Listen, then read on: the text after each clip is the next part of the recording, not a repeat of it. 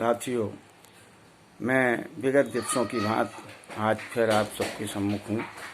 आप मेरा सबको अभिवादन प्रणाम स्वीकार हो।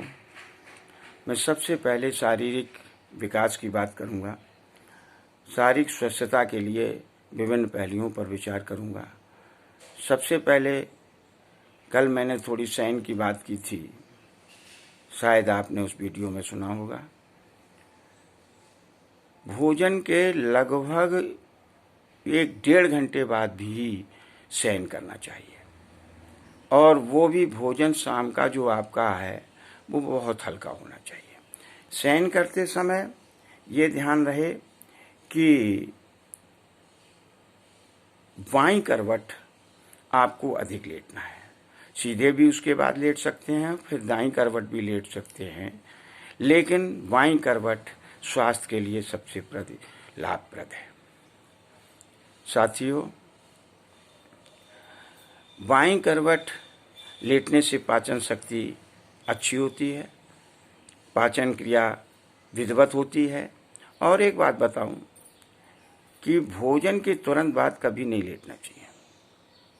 भोजन के कम से कम 1.5 घंटे बाद, और यदि बीच में आपको काम की आवश्यकता है, किसी से बात करनी है, तो आप वज्रासन पर बैठ करके, वज्रासन भी पाचन शक्ति को बढ़ाता है, पाचन क्रिया बढ़ा देता है। मैं भोजन के विषय में बात करूंगा, कौन कौन सी आपको सब्जियां अन्न लेना है, और भी क्रियाएं बताएंगे, आसन भी बताएंगे। लोग कहते हैं योग के विषय में 1 मिनट मैं बता दूं कि योग अष्टांग 8 अंग हैं, उसके अष्टांग। ये आसन को हम योग नहीं कह सकते हैं। आसन योग का तृतीय चरण है। तो आसन एक अपना तीसरा स्थान प्राप्त किया है, योग के पहलू पर है, और कुछ उसमें क्रियाएं हैं, सभी आसन नहीं होते हैं। तो चलिए छोड़िए, उसको बाद में हम बातचीत करेंगे। सबसे पहले हमें जो है ये बात का ध्यान रखना चाहिए कि ऐसे पुरुषों का जो ज्ञानवान हैं, योग से संबंधित हैं, और जो भगवत भक्ति से संबंधित हैं, उनका भी हमें सत्संग करना चाहिए। सत्संग से हमें सब कुछ प्राप्त हो सकता है।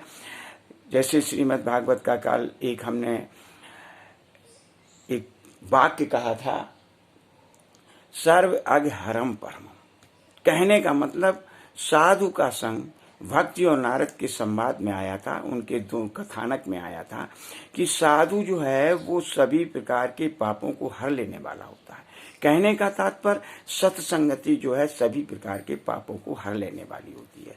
तो हम सत्संगति करें। सत्संगति से हमारा शारीरिक, मानसिक, बौद्धिक, आध्यात्मिक, धार्मिक सब हमारे विकास होंगे, और उन विकासों के होने से मुझे जो है आध्यात्मिक चेतना मेरे अंदर आएगी, आध्यात्मिक विकास होगा। और जब मेरा आध्यात्मिक विकास होगा तो मेरा जो लक्ष्य है भगवत प्राप्ति, वो पूर्ण हो जाएगा।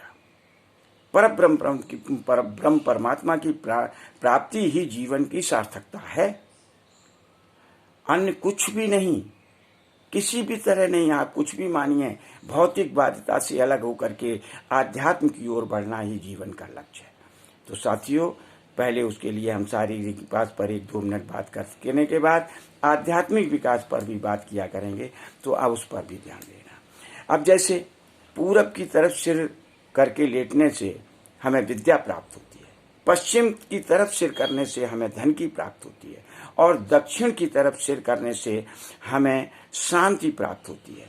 कभी भी किसी भी तरह से उत्तर की तरफ सिर नहीं करना चाहिए। कहने का मतलब दक्षिण की तरफ पैर नहीं करना चाहिए। इसमें साइंटिफिक नियम भी है, साइंस भी छिपी हुई है। चुंबकत्व शक्ति की जो है ऋणात्मक धनात्मक का भी प्रभाव है। पूरा विवरण न करते हुए बस मैं इतना ही कहूँगा कि पूरब, पश्चिम या दक्षिण की तरफ सिर करके लेटा जाए, इसी में शरीर का विकास होगा, शरीर के लिए लाभप्रद है। अन्यथा दक्षिण की तरफ पैर करके लेटने में जो है शरीर के लिए हानि है।